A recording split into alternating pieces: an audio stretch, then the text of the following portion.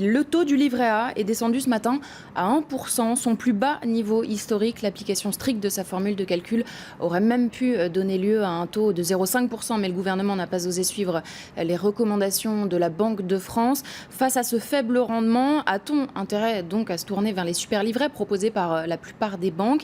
Pas si sûr, car si le livret A est net d'impôts, les autres livrets, eux, sont fiscalisés. C'est ce que nous rappelle Hugues Chanteau, conseiller en gestion de patrimoine au sein du cabinet PNG Consulting Group. Ça dépend beaucoup de votre tranche marginale d'imposition notamment, puisque le livret A est un placement défiscalisé. Donc vous n'avez aucune fiscalité sur le revenu, aucun prélèvement social. Là où un investisseur avec une tranche marginale d'imposition à 30% va payer au total 45% d'impôt sur un super livret. Donc il faut vraiment que le taux soit beaucoup plus intéressant. En plus, on a généralement des taux qui sont attractifs pendant les 3 premiers mois, ce sont des taux d'appel. Et après, les taux diminuent drastiquement, ce qui affecte beaucoup la rentabilité de l'opération, sauf à, bien sûr, faire des changements tous les 3 mois.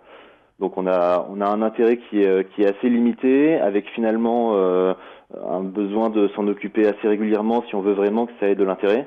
Je pense que ça dépend beaucoup de la fiscalité de l'épargnant et au final, si vous avez une assurance vie ouverte depuis plus de 8 ans, les taux d'intérêt sont quand même généralement beaucoup plus intéressants, net de fiscalité. Hugues Chanteau, conseiller en gestion de patrimoine au sein du cabinet PNG Consulting Group.